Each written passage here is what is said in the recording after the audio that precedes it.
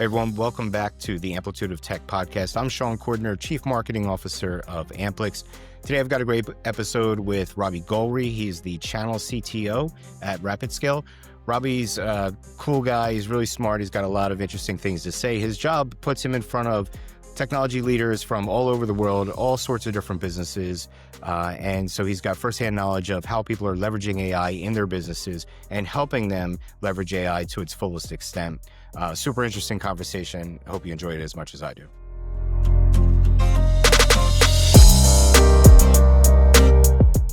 All right, Robby, thanks for joining me today. How are you?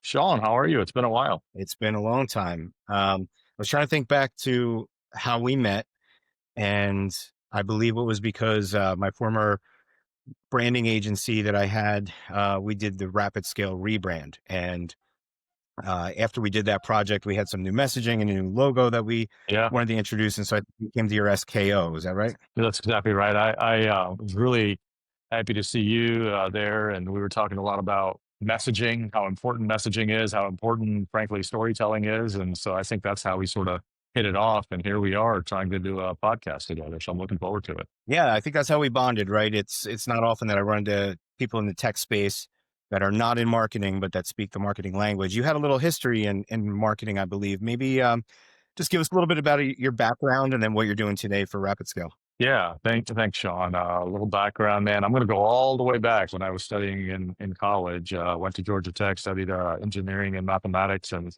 thought I was going to be a hardcore engineer. And I tried that for a little while, and I absolutely hated it.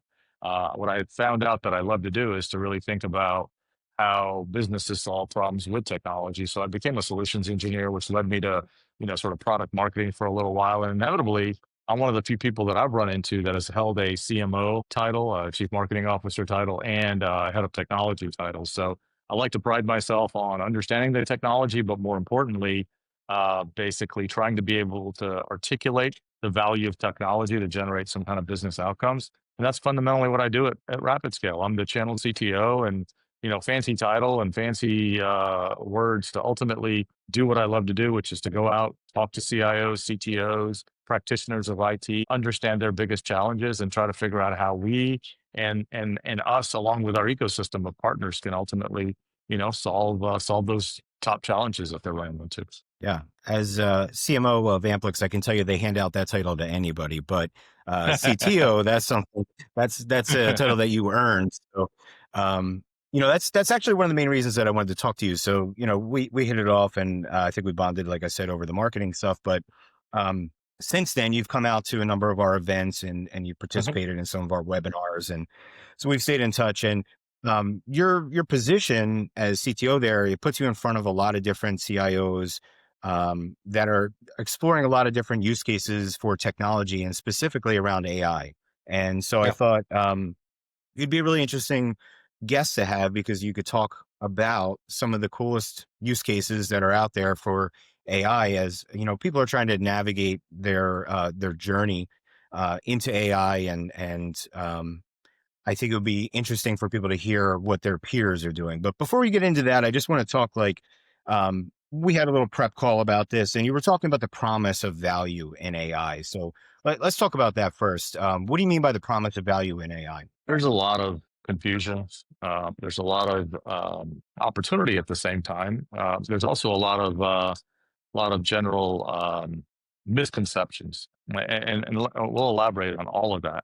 I think there's definitely promise. I think there's definitely opportunity. I think there's definitely, the particular opportunities to leverage data in ways that we've never really been able to use data to generate insights for the business. So that's the promise. Unfortunately, what I'm seeing and what we're seeing out in the industry is a lot of organizations have the right intentions, they have the right ideas, and they have the right kind of potentially some internal alliances in play.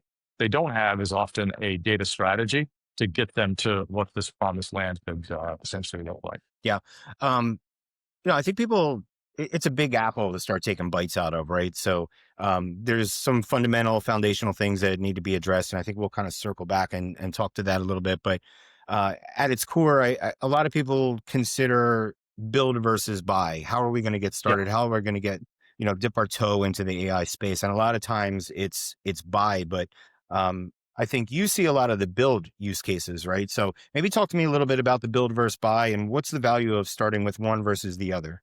Yeah, yeah. Before I get into the use cases, let me kind of, again, I'm in the luxurious position of going around and talking to really smart people trying to do really interesting things for their business. And ultimately, there's three fundamental categories where a lot of these conversations are kind of taking shape. Number one is this notion of hybrid cloud, right? Is can I, make sure that the right workloads fit in the right cloud? It doesn't necessarily have to be just public cloud, or it could be a number of variations around that. So the notion of hybrid cloud optimization is something that CIOs are really thinking about. Cyber resilience is another area that they're definitely, doubling down on. Can I be reactive, more proactive than reactive with my cyber postures? And then thirdly, which we're obviously going to focus in on, is sort of data readiness and AI. And before we get into AI, it's really around data readiness. So what I'm seeing is organizations finally starting to think through, okay, what the right data strategy needs to look like in order for me to activate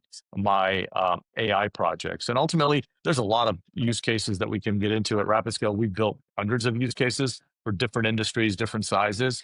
But ultimately, it often these conversations that inevitably start with AI first have to kind of basically align themselves from a data readiness, data strategy, data lakes, single source of truth, a lot of things that we can cover around the data. But that's honestly the first magic sort of ingredient when it comes to a lot of these AI projects. Yeah, I think when you're talking about data readiness, one of the key things that's a concern is data quality and trust. And can you trust the Mhm. data that you have? The AI model is only going to be as good as the data that you put into it. Now, how is it? How is it that a technology leader can know whether or not their data quality is good and ready for an AI model? I spend so much time, Shawn, working with clients, really helping them define what data is. Often people think data is in a database, which is true. That's absolutely true. But there's data in other places. There's structured data. There's unstructured data. There's transcripts of YouTube videos that are potentially leverageable. There's PDF files. We did a project actually in the Northeast with a lobster company where the data was frankly files, literally physical files sitting in, those manila folders, and that was their version of data. So how do you gain, insights and digitize that data to be able to generate some models off of, right? So the first is definition of data. So that's critical, is to make sure that the organization understands that what data is available to them. Number two is often organizations fail to realize that there's third party data that's available that can be leveraged for whatever use cases that they're trying to basically solve for. I'll give you an example. We work with a logistics company. Logistics company's got tremendous amounts of data. I mean, petabytes of data from IoT sensors that they're basically capturing. Ultimately, what they're trying to solve for is a prediction use case. Can I predict when I need to send the Army Corps of Engineers to move sediment around so I can basically guide the ship through the Mississippi River? At a surface level, that's a pretty easy thing to understand. Instead of doing it mechanically or manually, let me leverage the AI that I have to be able to, or the data that I have to be able to then, make that decision and then finally send the Army Corps of Engineers. However, in that use case, we had over 50 data sets that we were leveraging, right? Some of them were internal data sources, others are external. The currents, the traffic, within the Mississippi River, all of those external data points and data sets basically, impact the math that basically is created for solving this particular use case. So it's really a couple of things. Number one is the single source of truth. How do I get data across a multitude of sources into a common data lake? That's number one. Number two is what third party sources of data.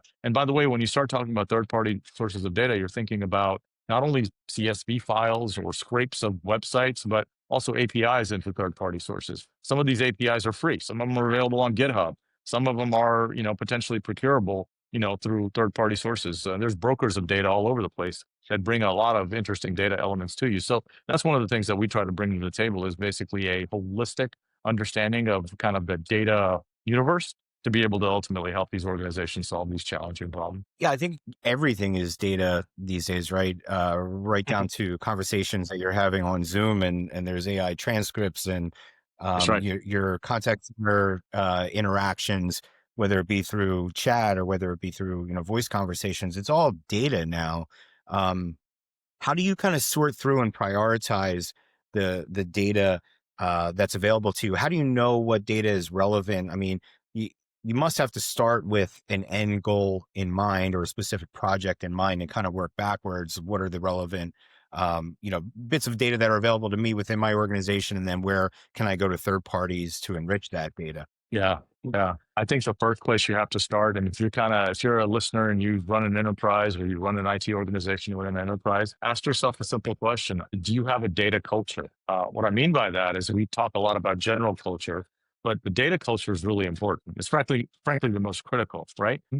Organizations, even in 2025, don't know necessarily what the value and how valuable that asset is. We've heard data is the new oil, but a lot of organizations may say that, but they don't necessarily have an encouraging culture around that continuous sort of iteration of data, right? So number one is let's figure out how to basically align the organization from a data culture perspective, right? And then you talked about sort of the governance side is where is that data? Does it sit internally with me? Is it on a SharePoint? Is it on OneDrive? What are the different data sources? So let's actually define where those data sources are. What that does is it gives me a little bit of an analysis and a utilization of those data sources. So that's kind of the next step, right? Is let's go from data culture to data analysis and utilization to now start thinking about integration and collection. Ultimately, what our goal is to, from a data perspective, is to get it in one common platform, one data lake, one sort of store of some kind.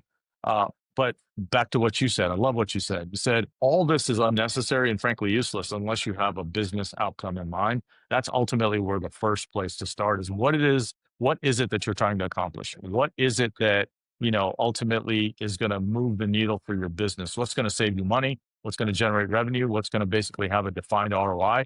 Once you understand that particular business outcome that you have in mind, all the data alignment, culture stuff that I talked about is going to be pretty, it's going to fall in place. Yeah, but conversely, I think that a business should treat all of their data as if it's going to be used in the future, right? Because what you don't want to have to do is delay a project in the future because you have to go back and clean up a bunch of data when you Yeah. can draw a line in the sand today and say, we're going to start to assume that all of this data is going to be used. Is that what you mean by data culture? Yeah, absolutely. Make the assumption that all your data is going to be used at some point. Maybe it may not be, but also what I mean by data culture is having it's honestly organizational alignment around the data. Meaning, if you're a data analyst, of course, your job is to capture, secure, govern, and make sure that you generate insights from the data. But man, there's a lot of people outside of just the data analytics group of the organization. So making sure marketing understands that there's a single repository of data,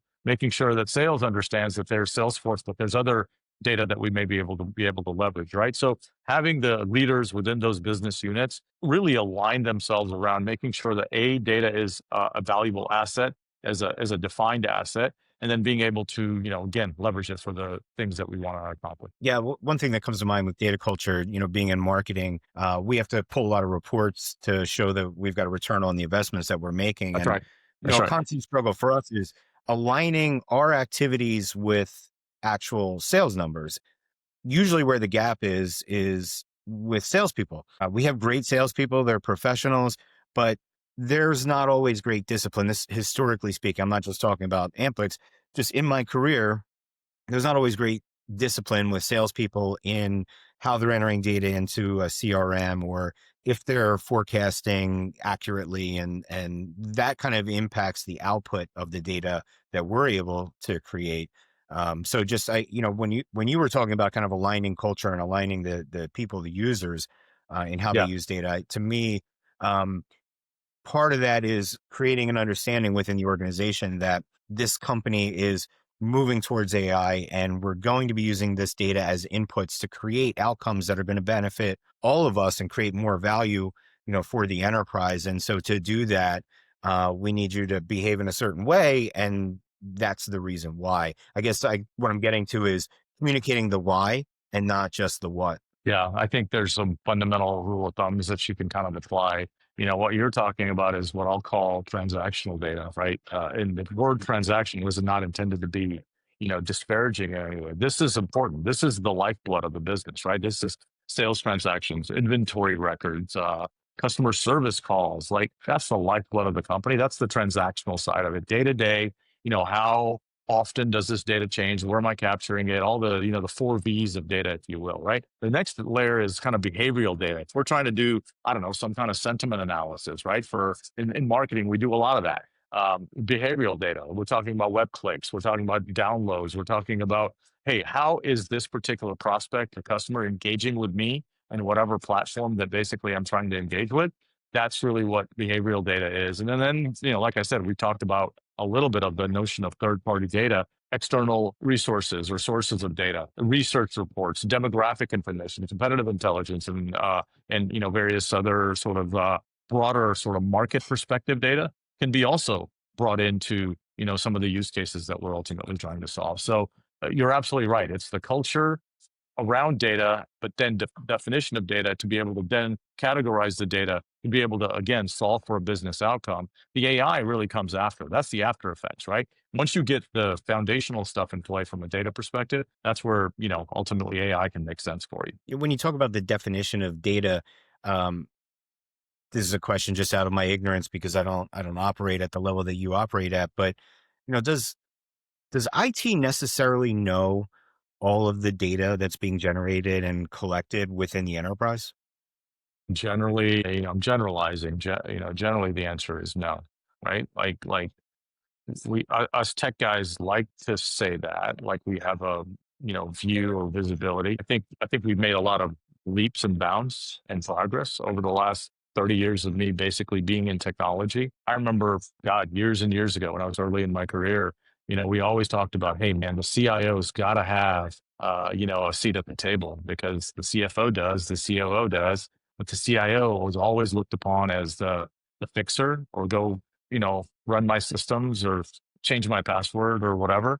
Never really thought about as a strategic, aligned organization. I think a lot of that has changed. That culture in most organizations has changed. They realize that technology is not a department. It's actually immersed and embedded across every department inside the organization. So the CIOs and the CTOs sort of stature in the business has obviously been elevated over the last, 30 years. I think that's a good thing. I think also though, there's the assumption that the CIO has a viewpoint of everything that's going on in the business. Maybe ideally they should, but we know this. Shawn, you and I have spent some time in marketing. How much does marketing leaders, how much money or investment do marketing leaders spend on IT technology, right? Whether it's HubSpot or CRM platforms or I don't know, social media engagement tools. There's a lot of technology behind the scenes to basically do marketing well. So, the IT person, the leader, may not know all of that. And guess what? All of those sources of data or all of those sources of applications generate some level of data. It could be transactional, it could be, more behavioral. But regardless, that's a data element that IT people generally don't have, complete visibility into. Yeah, I think that's what I was thinking is complete visibility, right? Because IT might be aware that marketing has Yeah, HubSpot or Sprinkler, right? But they might not know what data is being generated and collected within that application. And that could be data that could be used to enrich yeah. other data sets, right? That's exactly right. At the end of the day, what we're trying to get to is an answer of some kind, right? Should I do something? Should I not? Based on the analytics and the machine learning and some of the AI that I basically have applied to the data that I own, combined with the data that I may not own, but I've procured, right? Can I personalize a service for you, Shawn, because versus somebody else, because I know something about you because I've collected the right amount of data. We've got a lot of intent tools that we use actually internally, and we actually allow the partner community of ours to use some of those intent tools.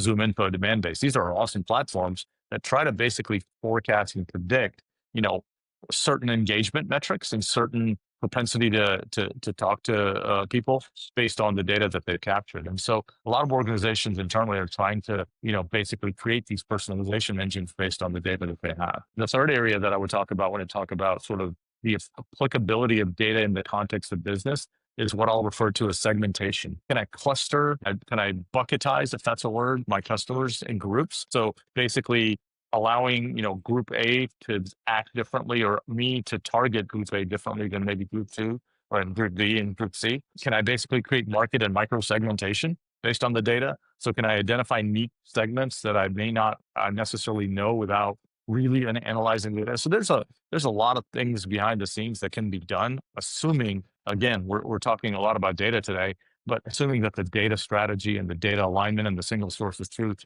is in place. Once it's in place, then we can do a lot of interesting things for the business. Yeah, absolutely. Um, that when you talk about segmentation and you talk about Mhm. personalization, I think that kind of triangulates with data enrichment as well, right? Those are kind of three legs to a stool, um, because you can create micro segments, and that leads to the ability to create personalization based off of attributes of those segments. But oftentimes you're going to want to enrich the data to, with maybe third party data in order to kind of feed that model, right? So can you talk about kind of those 3 points and how they work together? What's the interplay? Yeah, it's a great question. Wow, let's talk about data enrichment first, right? So let's just define what data enrichment is at a high level. Um, Data enrichment really is filling out the gaps that may be incomplete in the data that we've captured, right? So let's use a very rudimentary example. I've bought a list from third-party broker of some kind. Within the list, I've got the first name, last name, I've got the mobile phone number, I've got the email address, but I may not have the domain of the company that he or she works for, right? So what are we doing? We're basically filling the gaps. We're filling that domain name because that may help us in the future to basically do some kind of intent data mapping or whatever. So the domain name, filling in that particular field in the table, is a form of data enrichment, right? There may be other forms of data enrichment. Let's say I captured an image, but a little bit of pixelization on the image. Can I apply, basically some data enrichment techniques to get that image in a place where I can actually generate some insights for it? So that's what I'm talking about when we talk about sort of conceptually what data enrichment is. How it sort of applies to personalization and segmentation. Data enrichment, what we've talked about, the data platform and the data lakes and the single source of truth. Now you've got a layer of data that you've enriched. You've created a much more complete set of data. Now we start applying some of the interesting business cases and use cases that can be applied to this piece of the data. So the reason it's a triangle, the reason it's all sort of part of this convergence model, is without true, accurate, enriched data, I cannot create a personalization type of use case. I'll give you an example. And let's say I'm trying to do, I don't know, we all go on Netflix and, basically occasionally we'll take what Netflix has recommended to us and we'll go watch something that, maybe wasn't on our radar because the personalization engine gave us some recommendations. That's an example of data that basically was enriched behind the scenes to say, Shawn, you like documentaries based on what you like in your behavior and some of the things that we've learned from you or about you. I'm going to recommend these kind of three things. So that's an example of personalization, but it has to start with, the data enrichment side. Let's say I'm trying to do adaptive pricing. Let's use more of a real business example, right? And I want to basically create personalized incentives. So I've got loyalty program in my retail organization. I want to create, basically a personalized incentive plan or some kind of credit limit, based on what I know about you and your spending behavior. Guess what?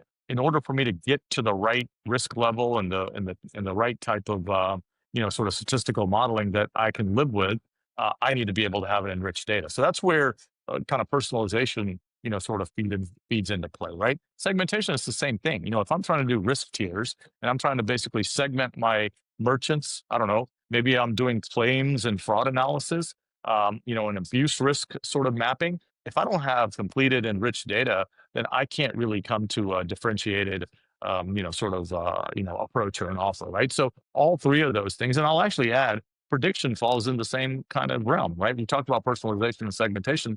Prediction's the same. I can't accurately predict within a certain level of standard deviation, anomaly detection or some kind of time to event or some kind of risk scoring if I don't have accurate and enriched data. I can go on, but I'll stop there. No, that's all, really interesting use cases. But it kind of leads us to the dark side of this conversation, which is if you're doing all this this personalization and this segmentation and even prediction, and you're basing a lot of it off of third-party data that comes Yeah. from, marketplaces. We need to talk about privacy, and we need to talk about compliance, right? Regulatory compliance. 100%. We are not. And I'm putting myself on do not disturb if I'm getting called. I use 2 seconds. Yeah, we got to talk about governance. We got to talk about privacy. We got to talk about a lot of different use cases. Let's start. Let's start with what a lot of CIOs are concerned about right now. Right now, 50% of organizations in America, I think a recent MIT survey showed this, employees in those organizations are actively using ChatGPT. They're actively using Gemini or any Perplexity, any other tools that we're used to. Well, inadvertently, they're releasing a lot of potential company IP. They may not even know what they're doing. They may ask a simple question that is pretty innocent or seemingly innocent, but it's training the models on my proprietary data and information and insights about my business, maybe from my competitors to take advantage of, right? So a lot of PIOs are thinking through, okay, how do I protect that query, that prompt that my employees are basically injecting into the public engines out there, the LLMs.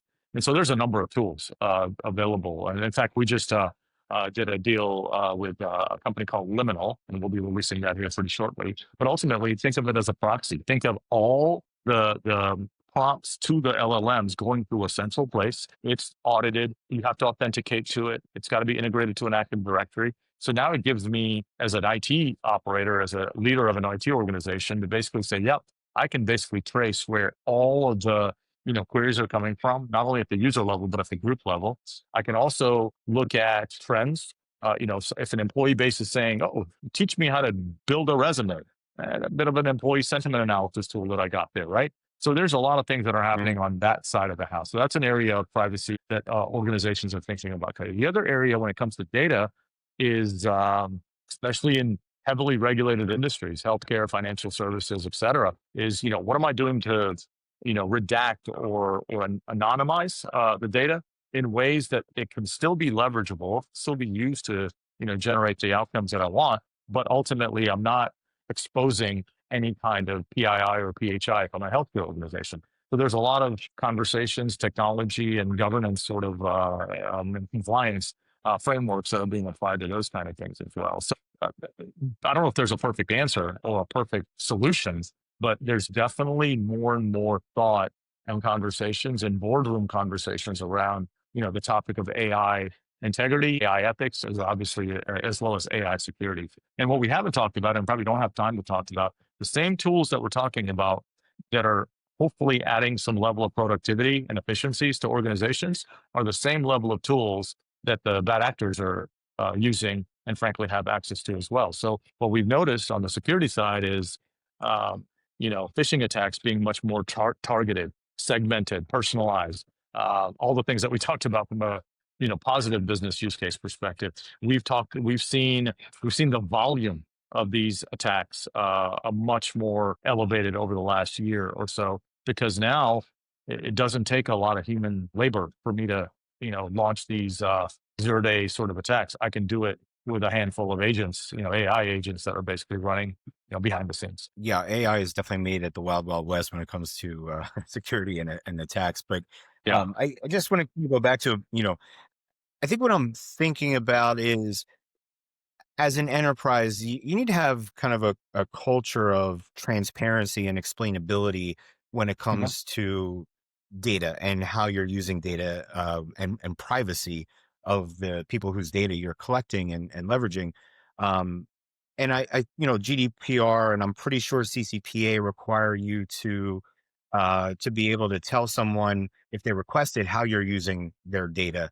Um, so just going back to an example that you made, Netflix, and I don't know this to be the case with Netflix, so please don't sue me, but Yeah. I can imagine a world where, their recommendation engine is not just the data that they've collected on your user behavior, but also third-party data about your user behavior across other platforms, right?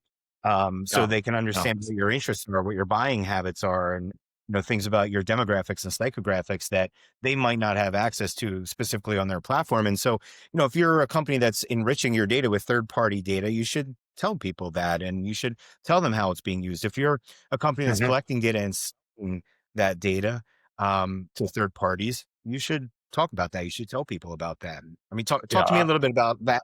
yeah, I don't know either. That's a great point about Netflix. I'm assuming this, they're they're like leveraging data in so many ways that we don't even know. All we see is the personalization engine, right?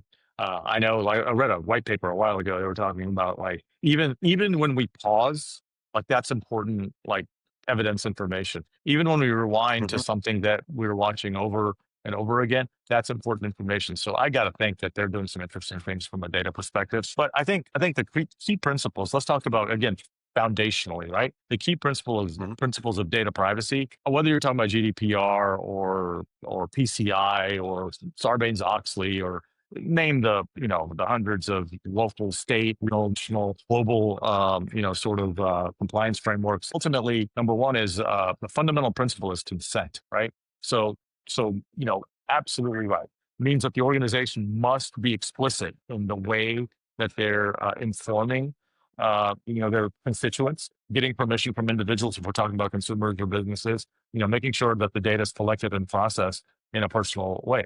Like we are very proud, like at RapidScale, we're very proud that we are SOC 2, Type 1, Type 2, because it proves, and those reports are available to anybody who asks. It proves that Mhm. we are doing everything that we can, and we're not just checking a box. We've got the checks and balances to make sure that if you are running your platforms on our cloud infrastructure, that it is being, we are doing what we can to manage and secure and govern that data accordingly, right? So that's part of our journey as an organization. So consent is definitely, a fundamental principle. Then you get into sort of let's call it purpose limitation, right? What am I using this data for? I'm going back to the Netflix example. What is it? Is there a legitimate purpose? Or am I just collecting it for the future? And basically maybe saying that it's going to be oil for me in the future. There's got to be some level of like purpose limitation. If you look at any of the terms and service of companies, legitimate companies, they will always have a purpose limitation, sort of clause in it to say, hey, listen, we are collecting your data, but explicitly, Shawn, we're going to use it for A, B, and C purposes.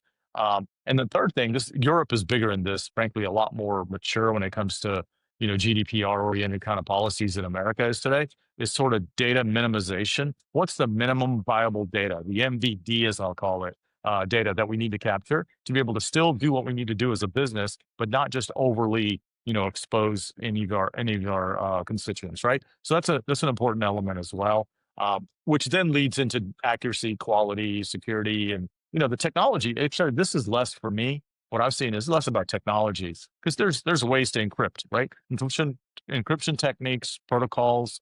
I spent 10, 11 years in cryptography. I know encryption pretty well. Uh, Pretty hardened, protocols and standards around that.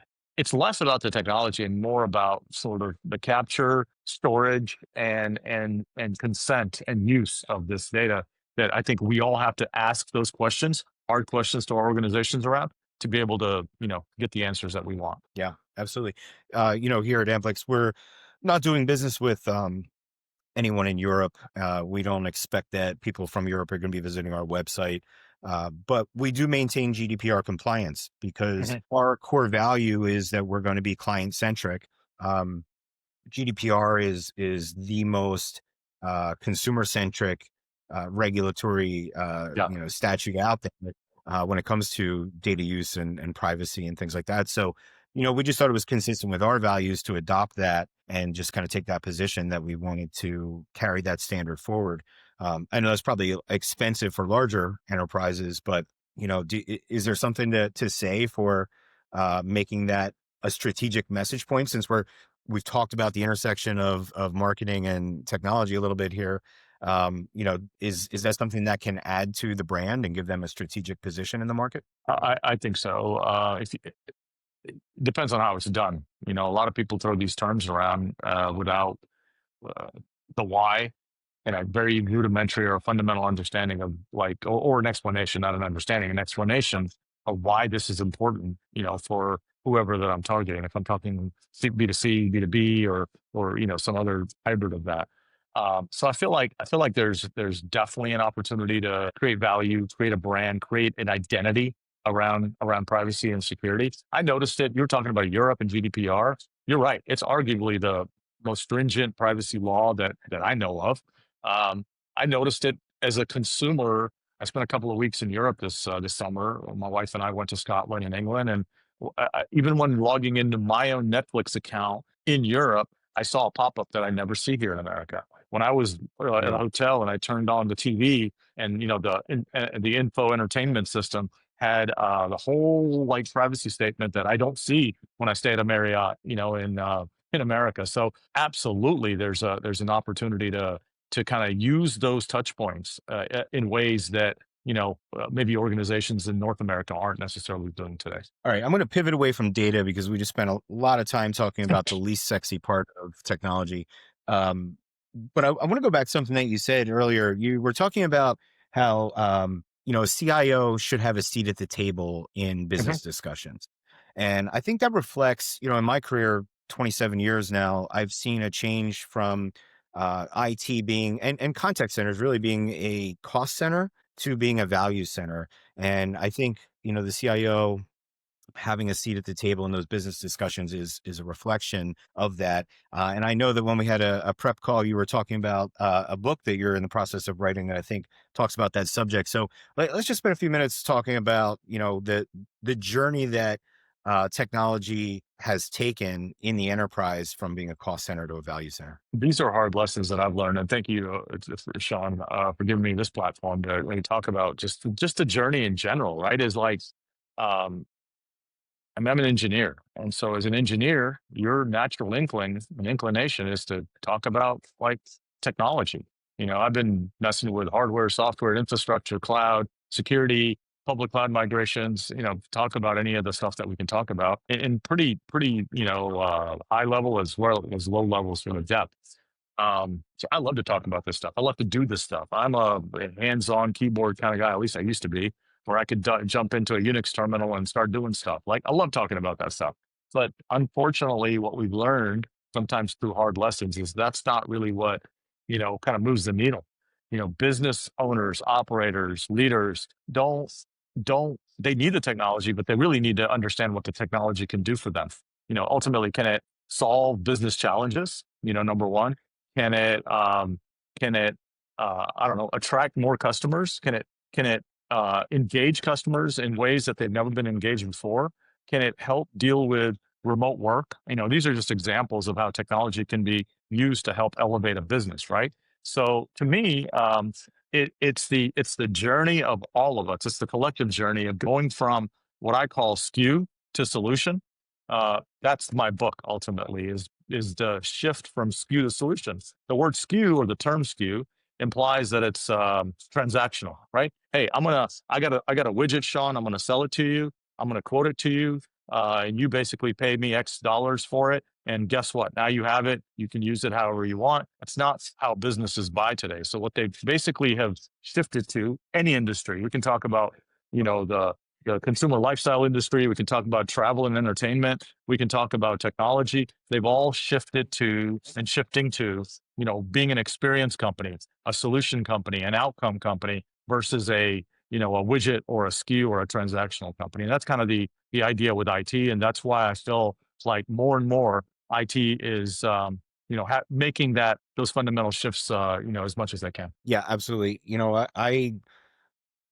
I've said this a couple of times on this podcast, and we've only recorded a handful of episodes, so I feel like this is going to be one of those things that it's my catchphrase. But I'm a hammer and everything's a nail, so I look at everything through the lens of brand and Yes. marketing, right? And I think that technology, when implemented strategically, can give the company an advantage in the marketplace. It can give them competitive differentiation. It can give them an opportunity to message in a way that their competitors aren't able to. It's going to allow them to occupy a space in the marketplace that maybe their competitors can't. Technology can enable incredible customer experience, which can be a pillar of your brand, right? So there's so many different ways that technology can not only be additive to the enterprise in the sense of it creates efficiencies or it creates more cost effective a way to get things done, Yep. but it Yep. can actually be transformative in how the company goes to market and how they create products and align the value of their products with the need for the market. Like when I do branding projects, when I was doing RapidScale's brand, what I think about is I think about a Venn diagram. And one of those circles is what the market demands and the customers need the most. The other circle is what the competition fails to deliver. And the third circle is what your company does best. And it's that little overlap in the center That's right. that creates the foundation of your brand strategy. So just talk to me about how technology enables that. And maybe let's make the shift back to AI in that conversation. Yeah, I couldn't have said it better. Spending a little bit of time in marketing, as in a marketing leadership position, brand wasn't like colors and logos and website, or there's an element of that is true, but ultimately it's a promise that you're making to somebody.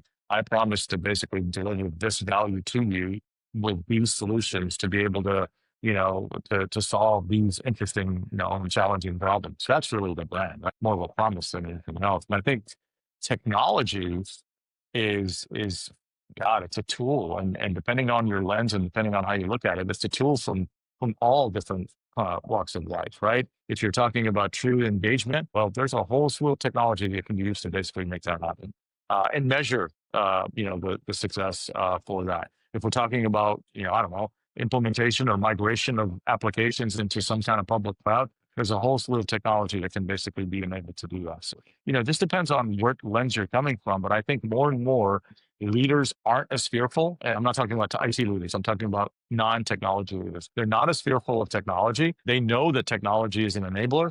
They just need to figure out and team up with partners like RapidScale that can help them, ultimately elevate their business. And so that's why I do what I do, Shawn, is I get excited about, ultimately I'm a business person more than I am a technology person, as much as I love technology. But it's the intersection, it's the convergence of technology and business outcomes ultimately that we're trying to get everybody to kind of think about. Yeah, absolutely. I think from a process perspective, a technology leader should be, and most are, right. But I think it's worth saying they should be having conversations with the stakeholders in the organization, with the different departments, and understanding where are gaps and where are opportunities.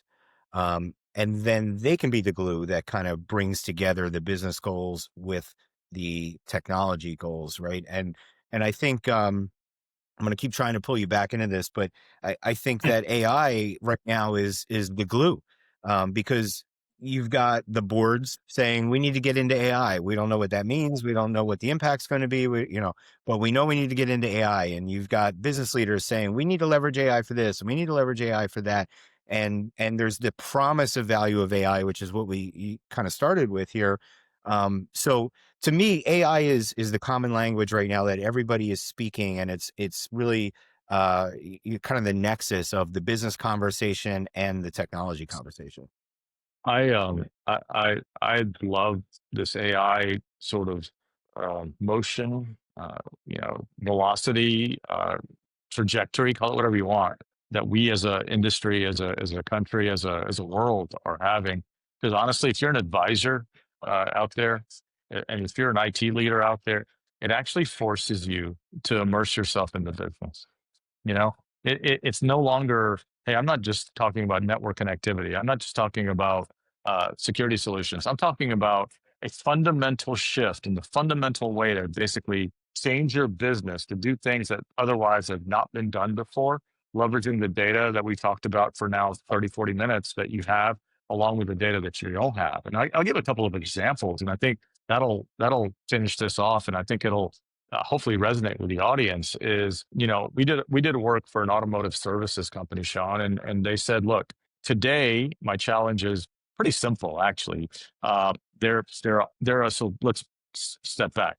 Automotive services company, they come to you. So if you got your car at the office, they'll come to you. If you got your car in your garage at home, they'll come to you. A repairman is sent for repairs, oil changes, etc. You get the idea. And so the client of this client of ours basically wanted to make sure that those technicians that were sent were following certain security and compliance drivers, right? Some regulatory stuff. So you would ask, like, well, how does AI have to do with it? Well, pictures are taken when a repair person is on site. Before AI, they had humans behind the scenes in the back office, literally doing nothing but categorization. They were saying, okay, was safety followed here? Various criteria. Was all that followed, or was it not followed? And you had humans basically having to make that determination by looking at literally JPEGs or PNG files on a daily basis. So imagine if AI could do this. If a machine could be taught to scan the computer vision or the actual image and be able to make that determination. That's exactly what we did. So instead of what they called human labelers, easy for me to say, we basically created a tool on something called AWS Recognition. It's a microservice that exists on AWS. So ultimately, we have now the ability to evaluate images and detect instances when safety mat was used and safety protocols were followed. And the machine can do that at literally almost at 100%. So the beauty is that the organization sees immediate value and ROI because they don't have to necessarily have to allocate those labor resources, and they can reallocate them into something else. I love that example because it hits on some of the key themes of the promise of AI, right? I jotted some notes. It's better use of humans, right? Like those people, Yeah, those yeah. resources could be deployed to something else. Those resources also probably get burned out pretty quickly by staring at these pictures all day long. So employee satisfaction will increase if those people are deployed to, different roles. Um, We've got better compliance. We know that AI is way better at looking at pictures and discerning things from those pictures than humans are, especially on a repetitive basis. We see it with healthcare, right, and Yeah. radiology, and then cost effectiveness, right? It's much more cost effective to have the AI running rather than a group of humans that you have to pay hourly to sit there and do that work. And the whole and agreed 100% across the board. That whole computer image use case, the reason I bring it up is it has applicability. The technology and the process and the methodology has applicability across a multitude of industries. You mentioned healthcare. You're absolutely right. My cousin's a radiologist, so he tells me, he's like, man, there's a lot of innovation happening around AI and scanning for radiologists. Not for, again, today we're not relying solely on the machine to make a decision or to scan for cancer cells or whatever, or a broken, tibia or whatever. Ultimately, it's about augmenting, human like capabilities and experience along with what the machine can basically validate. Absolutely, and that definitely has applicability. You know what it is? I think a lot of times there's a failure of creativity. We can understand what the value of AI is. We can understand what the capabilities of AI is, but it takes a creative mind to be able to look at the business and say, how can this apply within our Yeah, operations, and how can we leverage it to create an outcome that's better than what we're doing today. and that's why we talked a little bit about the whole notion of personalization, prediction, segmentation. I've looked at hundreds of use cases. They mostly fall into those three categories. Prediction is what will happen. Can I predict something that's going to happen before it does? That gives me a lot of proactive and insights into my business and a competitive differentiator around that business. Can I personalize? Can I show or do something for some user differently than another user? That's ultimately what we're talking about when it comes to personalization. And then segmentation is, who are the similar groups? Like, group A, group B, group C. If I know that, then I can do geo segmentation. I can do population segmentation. I can do workforce segmentation. I can do all kinds of interesting things and basically target, right? So I always go back to the prediction, personalization, segmentation. And when I explain AI to people, and that they get that because it's not about math anymore, and it's not about cloud and security. It's about real human problems that we've been frankly trying to solve for a long, long time. We just happen to have some tools that we didn't have a few years ago. Yeah, you were talking about logistics, and are you familiar with the traveling salesman problem? I have read about the traveling salesman problem. Remind me again of what So I what think you're referring. I think basically what it is a salesman or saleswoman. They've got a series of appointments that they have to make, Yeah, that day, right? They have to go that's on right. site and visit these people. So it's like how do you construct that route? What order do you do it in to be most effective and efficient? And Yeah. that was a long-standing problem. So I'm putting you on the spot here, but I'm wondering, like, has AI solved that problem? AI has gotten close to solving that problem. God, that reminds me way back in the day when I thought I was really cool. So I was 19 years old. I was doing an internship with Georgia Power Company in Atlanta, Georgia. And I even had a company car. I thought I was the coolest kid in town. And I had one of those bag phones. Remember those bag phones, those 3 watt bag phones? Yeah, And my job was to absolutely. go around basically North Georgia, all over, basically above Macon, Georgia, and do energy audits in larger commercial malls, industrial plants, et cetera. And I remember having to take out those old map books and try to figure out, okay, I'm going to go from here to here to here. I've got 7 destinations to hit today. How do I do that in a maximum way? Man, I can feed that into AI all day long today. I mean, Google Maps does a great job of that. MapQuest, remember MapQuest? It was kind of the first Hmm. iteration of that. But the AI is more real time. It'll feed in real time impact of traffic, weather, road closures. Because again, this is actually a really good analogy. We're talking about data that's not static. It's constantly evolving and moving and dynamic. So traffic changes on a real time basis. Road closures, maybe not so much so. Weather changes on a real time basis. So all those impact the traveling salesman problem. And yeah, AI is definitely at a place that has it solved it at 100%? I think we're at 98.8% for sure. Right. Yeah, there's even factors like how many right turns are you making versus left turns, right? So Yeah, there's all yeah, these complicated factors that go into it. And what made me think of it was the example you were giving in logistics, where I forget exactly what you said, but it sounded like the company was trying to figure out how to navigate going into ports and taking into consideration all the weather and the currents and the just the real time traffic that's happening at the port, right? So maybe talk a little bit about that use yeah. case if you can. Yeah. That's a good one. I love talking about that one. I didn't know what a demurrage fee was until I got involved, in understanding this particular use case. Right. A demurrage fee, by the way, for those of you who may not know who's listening to this and watching this, is a hourly charge that every ship basically gets charged on every big dock or every big port in America. New York is different than Baltimore. Baltimore is a little bit different than Savannah, but ultimately it's upwards of $50,000 an hour. That's a lot of money, right? So if the logistics company, that's what we did, is we said, all right, can we predict when a ship is going to arrive before it does? Because guess what? If I can be very accurate with that prediction, then I can be much more proactive about shipping, sending my offloaders and my trucks to take the products off the ship, and the ship can basically head on its way. Well, in order to solve for that problem, you got to look at a bunch of different data sources. And so that's exactly what we did, is we helped that organization define the problem, number one. Number two is to be able to define the data sources and then be able to build it out, deploy this model within AWS, and then create a very simple sort of dashboard for them to actually see what's happening in real time. And so uh, immediate ROI, but again, beautiful use case around how AI can be used to streamline your business. In whether you're talking about logistics or supply chain or trucking or fleet management, there's a lot of use case or potential applicability, to that Sure. I have to know also, what did you do with the lobster company? one. Lobster company data was everywhere, but data was sitting in files, literally files, physical files. So the first thing we did was get their data strategy straight. Let's get it in a place where we can basically do some insights and analysis from. But ultimately, it was a supply demand problem.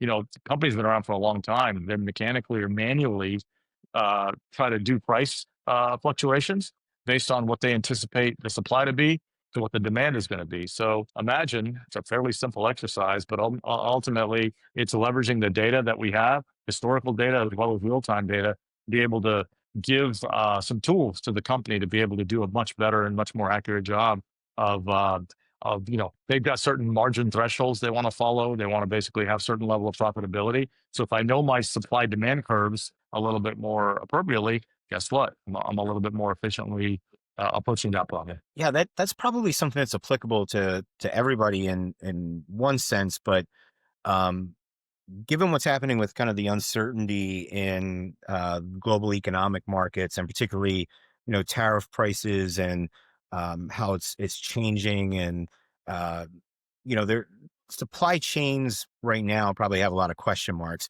Is AI a good use case for, figuring out how to time your supply chain, shipments or purchases? Talk to me about how that could kind of fit into creating stability in your supply chain and also price stability. Yeah, I think we've generalized. Probably should have started with this, when we started this podcast, Sean. But we've generalized like AI with machine learning with AI. A lot of these terms are used sort of interchangeably. A lot of what we're talking about, frankly, is machine learning. Right? Is can Oh, I use historical data? Can I use data repository to be able to like train the machines to be able to kind of do some inference, kind of provide some trajectory, provide some prediction. So a lot of what we were talking about in these use cases is frankly more machine learning. A lot of what AI is really it's more generative, starting to be more generative AI. We kind of experience this when we use I don't know, ChatGPT or Perplexity. Is the AI is using some statistical modeling behind the scenes to be able to hopefully predict what it is that you want based on the query that you asked. And it's generating, hence the word generative, something that didn't exist before, right? So that's kind of the evolution over the last few years. Man, the use case that you're describing in terms of supply chain management and logistical efficiency and optimization, I think the various manufacturing industries have been trying to do for 30, 40, 50 years. The notion of AI for really for a machine to be able to act somewhat like a human has been around since probably 1956, right? The Turing test was one of the first sort of examples of that. And so, what's changed now and why we're even, talking about these things now is the compute, the modeling, the data sets, the amount of data that's available to us to be able to find, these patterns and do some of these inferencing and train, machines to be able to predict some things that otherwise they can't.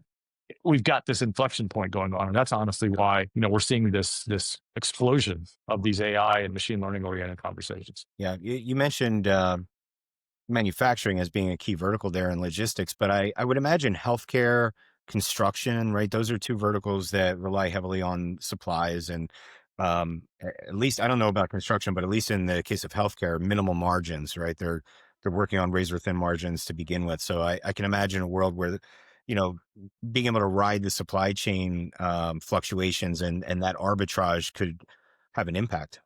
Yeah, 100%. I don't know. We've talked a lot about supply chain and logistics and manufacturing. That's exactly right. I mean, the amount of data that's available now and continues to sort of evolve and change, and the amount of data that we're creating as a society in one day is equivalent to all of the data that ever existed between the beginning of time to like 1952 or some crazy number that I read recently. And so it's the data that is leading to this revolution or evolution first, then revolution. But yeah, ultimately that's it. That's it, Sean. Yep. Um, you talked about generative AI Mhm. and you kind of explained the difference between that and machine learning. I read recently a study from MIT. It was a report that they Mhm. put out said Mhm. 90% of all Gen AI pilots fail. Um, and they have some reasons why pilot to scale gap, governance and compliance. Cultural and change management factors, budget efficiency. So I'm wondering, from your perspective, what have you seen from Gen AI pilots, and what's some advice that you would give to people to ensure that they're the 5% and not the 95%? And really, is it that bad if your pilot fails? Maybe it's a learning experience in your AI Yeah, journey. yeah. I read the same study. It's actually fascinating. For those of you listening to this, if you go and type in, I think the official name of it was the Gen AI Divide MIT. So do a Google search, you'll find the link and you can download it. It's a free thing. But yeah, they said, I'm trying to remember the exact numbers, don't, not in stone. I think 40 or $50 billion in enterprise investment into generative AI, what they found in the study, and only 5% saw some fundamental sort of like value or ROI that was measurable in P&L impact. That's pretty alarming, right? My advice would be, again, going back to business outcomes. Let's start with business outcomes first. If you've got something in mind that you're trying to accomplish, man, I'm telling you, that's going to change everything. A lot of organizations don't know what they're getting into, and they're like, "Well, we want to harness the power of AI. And like, man, I don't really know what that means. Let's dig in, let's dive in. So I think that's number one, is having a business outcome as we wrap this up. The other thing is making sure you've got the right partnerships in place. There's no company that I've run into that can do it themselves. Sure, they may have the greatest IT talent, they may have the greatest public cloud talent, but they don't have data scientists usually. They don't have data engineers. They don't have analytics people all under one roof. There may be a handful of companies in the world that do, but I doubt it. So taking advantage of partnerships, I think, is super important. And I think the report actually alluded to that. So I would recommend, go out and, find companies like RapidScale. If it's not us, and somebody else like us that basically can help you, for sure. And I think the other, like kind of the third element of kind of my thought or my advice, to the organizations would be to look at, I guess, it's sexy to talk about like the stuff that is more impactful to customers, something that's visible, right? Transparent, tangible. But there's so much opportunity for ROI generation in the back office efficiencies. We talked about so many use cases today where, it's back office functions, frankly. You're automating, you're optimizing, you're reallocating labor into doing other things. That's immediate ROI there. So I think that's also what the study alluded to, is like, there's some back office stuff that you guys should be paying attention to that is immediately actionable and recoverable. So let's focus in on that as well. Absolutely. And the stat is external partnerships see twice the success rate of Oh, internal okay. There builds. you go. So, There you go. Wow. so I want to echo your sentiment to get help if you're dipping your toes in AI and you're not quite sure where to go, or even if you are, you're going to do better if you've got a partner like Amplix and RapidScale helping you out. Robby, you're our first guest that had a book to plug, and what's a podcast without a book plug? So maybe just give us the name again and tell us when it's coming out, and Uh, where can people find you? Man, connect with on LinkedIn, obviously, at RapidScale. So Robby.Gulri at RapidScale.net. Easiest way to email me, connect with me on LinkedIn.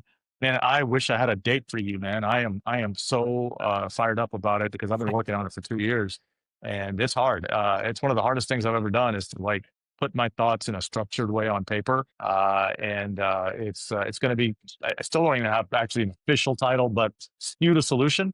And my goal is by the end of the year to have it available on all the typical platforms, Amazon, Apple Store, et cetera, et cetera. Awesome. Well, I feel like the podcast thing to say is we'll have you on when the book comes out, Yes, and yes. appreciate your time and expertise, man. Thanks so much. Thank you, Shawn, for organizing this. It was really fun to do this channel. Looking forward to doing it again.